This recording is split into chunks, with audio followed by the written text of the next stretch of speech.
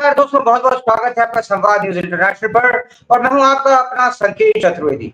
दोस्तों, आज बात एक ऐसे व्यक्ति की जो राजनीति में, भारतीय तत्कालीन राजनीति में न तो कह सकते हैं भूतकाल में हुआ, ना भविष्य में शायद होने की उसकी संभावना बहुत ही कम है। क्योंकि उस व्यक्ति ने पहले कसम खाई थी कि वो अपने बच्चों की कसम खाता है, वो कभी भी राजनीति में नहीं आएगा, मगर वो राजनीति में आए। उन्होंने कहा बड़ी गाड़ी नहीं मिलनी चाहिए, मगर उन्होंने बड़ी गाड़ी ली। उन्होंने ये भी कहा था कि चाहे कुछ भी क्यों ना हो जाए, राम मंदिर जाने से उनकी नानी ने इनको इनकार कर दिया था। मगर बाद में उन्होंने क्या करा, उन्होंने पूरे दिल्ली में, जहाँ के वो मुख्यमंत्री हैं, और उन्होंने आगे जो कहा है वो मैं आपको आगे बताने वाला हूँ। उन्होंने कहा कि पूरे दिल्ली में फर्स्ट मंगलवार को हनुमान चालीसा का पाठ करेंगे। हालांकि उनका दावा कुछ ऐसा है, स्वयं हरिश्चंद्र जी के नाम का टैटू बुलवाते हैं। अब बड़ा क्या है, अनोखा क्या है, नया क्या है और ब्रेकिंग क्या है, जो मैं आपको बताने वाला हूँ। ब्रेकिंग को ये है कि अरविंद केजरीवाल ने कहा है कि चूंकि वो जेल से अब बाहर आ गए हैं और जनता की डिमांड पर, जनता पब्लिक डिमांड पर, वो कह रहे हैं कि वो चुनावों में फिर जाएंगे और लोगों से अपना एक सर्टिफिकेट लेंगे, ये बताने के लिए कि वो कितने ईमानदार हैं।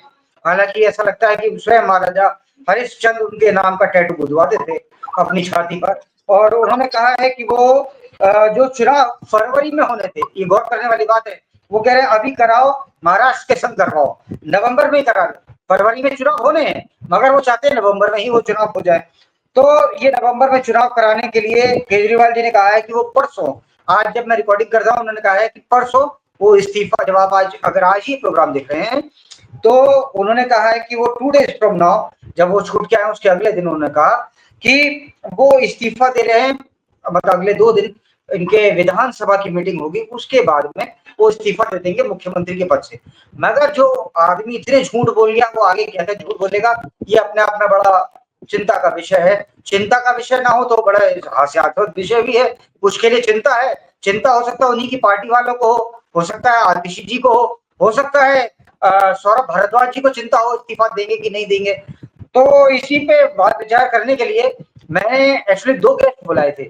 एक तो अमरजीत सिंह जी थे। अभी तक तो वो हमें ज्वाइन नहीं कर पाए हैं और मेरे को उम्मीद कम ही लगती है ज्वाइन कर पाएंगे।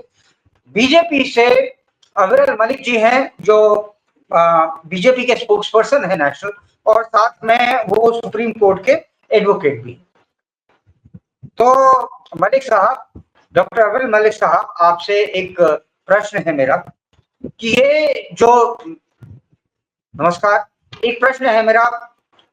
फरवरी में मान लीजिए चुनाव होने की जगह नवंबर में करें, पर उससे पहले हरियाणा क्यों नहीं? और इसका जो केजरीवाल जो डिक्लेयर कर रहे हैं कि भाई मैं तो परसों इस्तीफा दे दूंगा, और मतलब दे दूंगा क्या, मतलब अपनी पार्टी के लोगों को बुलाऊंगा और कहूंगा कि मैं प्रस्तावित, उन्होंने आज कर ही दिया है। इसका हरियाणा के चुनाव पर, विधानसभा में क्या फर्क पड़ेगा? हरियाणा के अंदर किसी प्रकार का कोई फर्क नहीं पड़ेगा। अगर कोई फर्क पड़ेगा तो यही फर्क पड़ेगा कि जो एंटी मोदी वोट 2-4% का है, उसी में ही डिवीजन होना तय। जिस प्रकार से जो एंटी मोदी वोट मुट्ठी भर लोग हैं, तो कांग्रेस वर्सेस आम आदमी पार्टी हरियाणा प्रदेश के अंदर होना तय। हरियाणा में कई गुट हैं, कई लोग हैं जो मुख्यमंत्री की उम्मीदवारी दावेदारी कर रहे हैं कांग्रेस पार्टी के अंदर। चाहे वो रणदीप सिंह सुरजेवाला हो, जो मुख्यमंत्री बनने की बात स्वीकार रहे हैं और स्वयं कह रहे हैं, या फिर भूपेंद्र सिंह हुड्डा हो, जो मुख्यमंत्री बनने की बात कह रहे हैं, या फिर कुमारी शैलजा हो, जो मुख्यमंत्री बनने की बात कह रही है, मुख्यमंत्री बनने के लिए पूर्ण रूप से तत्पर है। तो ये लोग हैं जो मुख्यमंत्री बनना चाहते हैं। कांग्रेस पार्टी के अंदर एक प्रकार से गुटबाजी है, और जो गुटबाजी है वो केवल अंदर नहीं है, वो सामने स्पष्ट रूप से जनता के मध्य में नजर आ रही है। लेकिन जिस प्रकार से बात है भारतीय जनता पार्टी की, हम लोग एकजुट होकर जनता के हित के लिए, जनता के मुद्दों पर, राष्ट्र हित के मुद्दों पर, राज्य हित के मुद्दों पर निश्चित रूप से जनता के मध्य में जा रहे हैं, चुनाव लड़ रहे हैं। पूरी मजबूती के साथ हमारे द्वारा चुनाव लड़ा जा रहा है और निश्चित रूप से भारतीय जनता पार्टी जीतेगी। और भारतीय जनता पार्टी का जीतना हरियाणा प्रदेश में तय है, जम्मू कश्मीर में भी तय है। हरियाणा में और जम्मू कश्मीर में किसी प्रकार का किसी प्रकार का हरियाणा और जम्मू कश्मीर में वोट बैंक आम आदमी पार्टी पर नहीं है। देखिए, ये आपके मलिक साहब, ये आपके वो डायलॉग, मलिक साहब से हमारा लिंक टूट गया है, डॉक्टर अफजल मलिक से। लेकिन मैं ये जरूर कहना चाहता हूं दर्शकों की, माफ कीजिएगा दर्शकों, मलिक साहब से, डॉक्टर अफजल मलिक से हमारा लिंक टूट गया था, इस कारण से मैं थोड़ा सा बीच में पॉज कर गया। अब मैं आपको आगे, मलिक साहब, एक मैंने आपके लिए कविता लिखी है, ठीक है, मैं चाहता हूँ आप भी सुने, अंग्रेजी में है और आप तो स्वयं बहुत डॉक्टर हैं और तो आपको सुननी भी चाहिए। Once a man in jail, now out on bail, और फिर उसके बाद कर दिया उसने खेल, क्या विपक्ष की बनाएगा रेल, और विपक्ष में तो अभी उसके आप ही बैठे हुए हैं एनडीए वाले। हालांकि विपक्ष की बनाएगा तो रेल या नहीं बनाएगा रेल, मगर क्या इंडी में भी बनवा देगा, एक दूसरे में झगड़ा करवा देगा और सबको करवा देगा वो आईएएस फेल, पूर्व आईएएस फेल। आप बताइए। देखिए, जहां तक बात है कविता की, कविता आपके द्वारा लिखी गई, इसके लिए आपका धन्यवाद। लेकिन ये खैर कविता नहीं थी, ये चंद लाइनें थी और जोड़ तोड़ कर बनाई गई थी, अच्छी बात है। लेकिन जहां तक बात है भारतीय जनता पार्टी की, भारतीय जनता पार्टी के ऊपर किसी प्रकार का कोई प्रभाव नहीं पड़ रहा है। भारतीय जनता पार्टी अपने मुद्दों पर चुनाव लड़ रही है, मजबूती के साथ चुनाव लड़ रही है। चुनावी मैदान में हम मजबूती के साथ जा रहे हैं और वो सबको नजर आ रहा है। जिस प्रकार से हम राष्ट्रवाद के मुद्दे पर, हिंदुत्व के मुद्दे पर, विकास के मुद्दे पर, डेवलपमेंट, इंफ्रास्ट्रक्चरल डेवलपमेंट के मुद्दे पर भारतीय जनता पार्टी चुनाव लड़ रही है, वो सबको मालूम है। चाहे बात कर ली जाए जिस प्रकार से गरीब का हित भारतीय जनता पार्टी के द्वारा किया जा रहा है, शोषितों का हित किया जा रहा है, किसानों के हित में हमारे द्वारा पॉलिसीज चलाई गई, चाहे वो स्टेट की बात हो या सेंट्रल गवर्नमेंट के द्वारा चलाए जाने की बात हो। जिस प्रकार से फसल बीमा योजना चलाई गई, जिस प्रकार से सॉइल हेल्थ कार्ड की स्कीम चलाई गई, ये क्योंकि हरियाणा के अंदर कृषि महत्वपूर्ण है, किसान महत्वपूर्ण है और किसान एक महत्वपूर्ण फैक्टर के रूप में हर चुनाव में हरियाणा में विशेष रूप से नजर आता है। तो अगर किसानों की बात की जाए, ये केंद्र सरकार, माननीय प्रधानमंत्री नरेंद्र मोदी जी की सरकार किसानों की सरकार है, गरीब की सरकार है, महिलाओं के हित में कार्य करने वाली सरकार है, गांव गरीब की सरकार है, दलितों की सरकार है। हमारी सरकार उन लोगों की सरकार है जिनकी कोई आवाज जी, आपसे एक प्रश्न है मेरा, आपके डायलॉग यूजली रटे रटाए ही दिखते हैं। चलिए, मैंने मान ली आपकी बात की प्रेजेंस नहीं है, मैं कह रहा हूँ भाई, मैंने आपकी बात मान ली कि जो आम आदमी की पार्टी की जो प्रेजेंस है वो हरियाणा में नेग्लिजिबल है, नहीं के बराबर है। मगर आप मेरे को एक बात बताइए, आपने कहा मजबूती के साथ चुनाव में जा रहे हैं दिल्ली में, आई एम सॉरी, दिल्ली में और हरियाणा में तो हैं आप, ये मैं भी मानता हूँ। हालांकि फाइट हरियाणा में बीजेपी वर्सेस कांग्रेस है और अपर हैंड यहाँ पे अभी ऊपर से देखने में कांग्रेस का ही लग रहा है। दिल्ली में आपने कहा आप मजबूती के साथ जा रहे हैं, आप मेरे को बताइए 2013 में आप मजबूती के साथ गए थे कि नहीं गए थे? 2015 में आप मजबूती के साथ गए थे कि नहीं गए थे? और 2020 में आप मजबूती के साथ गए थे कि नहीं गए थे? अब 2013 के चुनाव में आम आदमी पार्टी की सरकार ने सीटें ली थी 28, 15 मिली 67 और उसके बाद 20 मिली 62। अगर तब भी आप मजबूती के साथ गए थे तो ये अंक आपके क्यों आ रहे थे?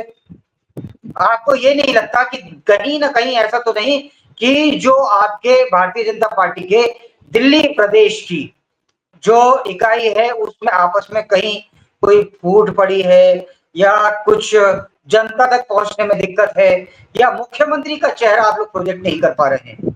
ये मैं स्पष्ट कर देता हूं, माननीय प्रधानमंत्री नरेंद्र मोदी जी का चेहरा अपने आप में एक मजबूत चेहरा है। जिस प्रकार से माननीय प्रधानमंत्री नरेंद्र मोदी के नेतृत्व में, मार्गदर्शन में भारतीय जनता पार्टी निरंतर आगे बढ़ रही है, पूरा देश आगे बढ़ रहा है, वो सबको नजर आ रहा है। माननीय केंद्रीय गृह मंत्री अमित शाह जी के मार्गदर्शन में, नेतृत्व में हम लोग आगे बढ़ रहे हैं, ये आपको भलीभांति मालूम है। राष्ट्रीय अध्यक्ष जगत प्रकाश नड्डा जी के नेतृत्व में, राष्ट्रीय महामंत्री सुनील बंसल जी के नेतृत्व में भारतीय जनता पार्टी का संगठन हर राज्य में पूर्ण रूप से मजबूत है। और जिस तरीके से विषय है दिल्ली प्रदेश का, तो दिल्ली प्रदेश में 7 लोकसभा सीटें किसने जीती? भारतीय जनता पार्टी ने जीती। आम आदमी पार्टी से ही नहीं जीती, कांग्रेस से भी जीती। कांग्रेस और आम आदमी पार्टी का कोalition था, गठबंधन था, इसके बावजूद भारतीय जनता पार्टी 7 में 7 लोकसभा सीटों पर पूर्ण रूप से जीतती है, यह महत्वपूर्ण है। और उसके साथ साथ कन्हैया कुमार किस प्रकार से पराजित हुआ, यह भी देखा जाना चाहिए। बड़े बड़े चेहरों को, तमाम चेहरों को विपक्ष ने, इंडी गठबंधन ने उतारने का काम किया, लेकिन उनका क्या हाल हुआ दिल्ली के अंदर वो सबको मालूम है। जिस प्रकार से 7 में 7 लोकसभा सीटें भारतीय जनता पार्टी जीती, उसी प्रकार से 70 में 70 विधानसभा सीटें भारतीय जनता पार्टी निश्चित रूप से दिल्ली प्रदेश में जीतेगी, क्योंकि प्रीवियस चुनाव के आधार पर कैलकुलेशन की जाती है। अगर प्रीवियस इलेक्शन के आधार पर ये बात आपने 2018 में भी कही है, 70 विधानसभा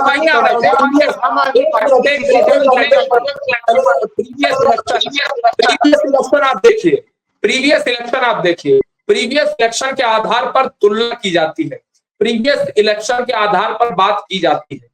तो उस आधार पर यदि बात कर ली जाए तो प्रीवियस इलेक्शन लोकसभा इलेक्शन है, उस आधार पर हम 7 में 7 लोकसभा सीटें जीते। और इसे आप कैलकुलेट करिए, विधानसभा में हम 70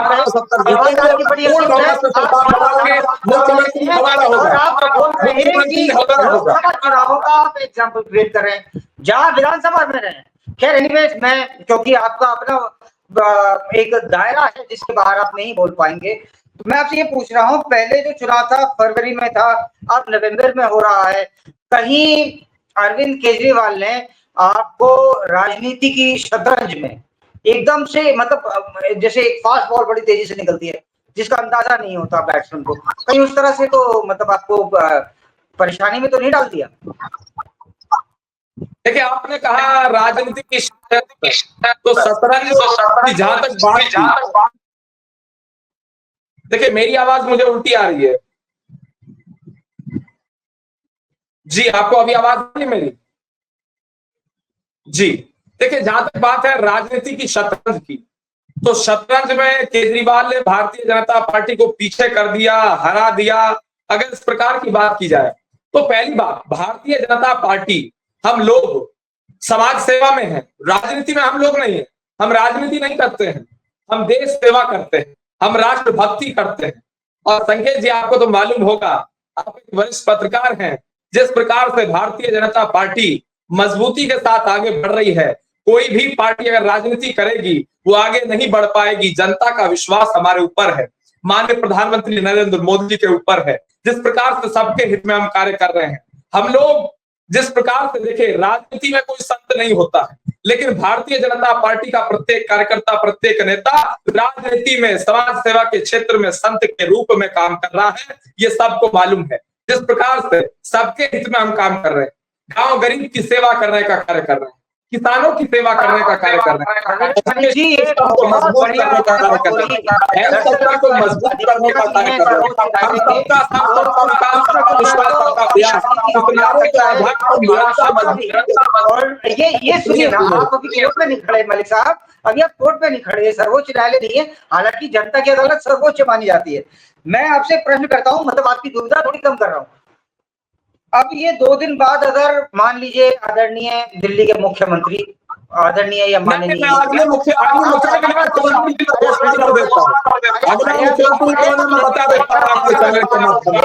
मलिक साहब, पहले जनता का सवाल लीजिए। ऐसा है मलिक साहब, ये जो खड़े हो रहे हैं, 2 दिन के बाद जो केजरीवाल जी हैं वो कह रहे हैं मैं, अरे आप मेरे को सवाल पूछने तो देंगे, सवाल पूछने देंगे। आप कोर्ट में जाते हैं, प्रिपेयर होकर जाते हैं ना, मैं भी प्रिपरेशन करके आया हूं, मेरे को सवाल पूछने दीजिए। तो मैं ये जानना चाह रहा हूं मलिक साहब कि जब केजरीवाल जी 2 दिन के बाद इस्तीफा दे देंगे, जैसा कि वो कह रहे हैं, हालांकि ये बात अपने में आप में इस पे प्रश्न चिन्ह लगा है, क्योंकि उन्होंने पहले बच्चों की कसम खाई थी कि मैं राजनीति में नहीं जाऊंगा, उसके बाद उन्होंने कहा था मैं कार नहीं लूंगा, उसके बाद उन्होंने कहा था एक ऑर्डिनरी मकान होना चाहिए। मैं आपसे ये प्रश्न पूछ रहा हूँ, आप वैसे मैंने सुना है आप आतिशी जी को भी जानते हैं कि अगर ये इस्तीफा दे देंगे तो आतिशी जी और सौरभ भारद्वाज जी, जिन्हें आप उनको भी शायद जानते ही होंगे, ये खुश हो रहे हैं या दुखी होंगे उनके इस्तीफे से? आपको क्या लगता है, आपका क्या टेक है एज ए पॉलिटिशियन और एज जहां तक बात है भारद्वाज जी की, गोपाल राय की, कैलाश की और अन्य तमाम नेताओं की, संजय सिंह मगर, तो ये बिल्कुल स्पष्ट है इन लोगों में से कोई मुख्यमंत्री पद की रेस में है ही नहीं। देखिए आवाज मुझे बार बार उठ रही है, तो बात नहीं, आप आप एक बार माइक आप म्यूट कर लीजिए। बस कंटिन्यू, वो टेक्निकल ले रहे हैं, हम उसको हटा लेंगे, आप प्लीज बोलिए, यू गो अहेड। जी देखिए, जहां तक बात है भारतीय जनता पार्टी की और जहां तक आम आदमी पार्टी का विषय है, आम आदमी पार्टी को भारतीय जनता पार्टी का कितना बड़ा डिफरेंस वो आज आपको देखने को मिल गया है। जो काम करते हैं वो जनहित में करते हैं, जो काम करते हैं, जो केजरीवाल जी का इस्तीफा है वो क्या है, मैं दो शब्दों में समझा देता हूँ, मैं दो शब्दों में बिल्कुल स्पष्ट कर देता हूँ। जो अरविंद केजरीवाल जी के द्वारा किया गया है ये केवल और केवल नंबर 1 ये टीआर स्टंट है। नंबर 2 सुनीता केजरीवाल जी को मुख्यमंत्री बनाने का प्रयास है। नंबर 3 ये जो 2 दिन लिए हैं, 48 घंटे लिए हैं, तो 48 घंटे क्यों ले रहे हैं? चैनल पर मैं गया था, उस चैनल के आम आदमी पार्टी का वरिष्ठ नेता और जनप्रतिनिधि भी है, वो साथ साथ प्रवक्ता भी है, उसके द्वारा बताया गया, जिक्र किया गया, कहा गया कि 2 दिन का समय आवश्यक है। अब आवश्यक क्यों है? आवश्यक वो बताता है कि इसलिए है क्योंकि सलाह मशवरा करना आवश्यक है, बातचीत करना आवश्यक है। तो इसका अर्थ हुआ कि सलाह मशवरा का अर्थ है इन्होंने सलाह मशवरा अब तक नहीं की, ये यू टर्न भी ले सकते हैं, नंबर 1। नंबर 2 जिस प्रकार से 48 घंटे की बात कर रहे हैं, तो 48 घंटे का जहां तक सवाल है, 48 घंटे में कन्विंस करने का प्रयास करेंगे उन एमएलए को जो सुनीता केजरीवाल जी के नाम को एक्सेप्ट नहीं कर रहे हैं। ये सुनीता केजरीवाल जी के नाम पर एक्सेप्टेंस बनाने का प्रयास करेंगे, सहमति, आम सहमति अपने विधायकों के मध्य में बनाने का प्रयास करेंगे और उनके ऊपर दबाव डालेंगे और उन्हें ये कहेंगे कि किस प्रकार से वो अगली बार भी टिकट देंगे और जिता कर लाएंगे, लेकिन सुनीता केजरीवाल जी को एक्सेप्ट कर लिया जाए। ये मुख्य रूप से इनकी प्रायोरिटी है, क्योंकि 48 घंटे का समय नहीं चाहिए था इस्तीफा देने के लिए, आज दे देते, किसने रोका था इन्हें? अभी देते जाकर, कौन से काम में ये व्यस्त थे? इन्होंने घोषणा कर दी, इसका मतलब इन्होंने मन बना लिया, अब उसके बाद इस्तीफा जाकर देना था, ये जाकर इस्तीफा दे देते। इनके पास स्टाफ की कमी नहीं, इनके पास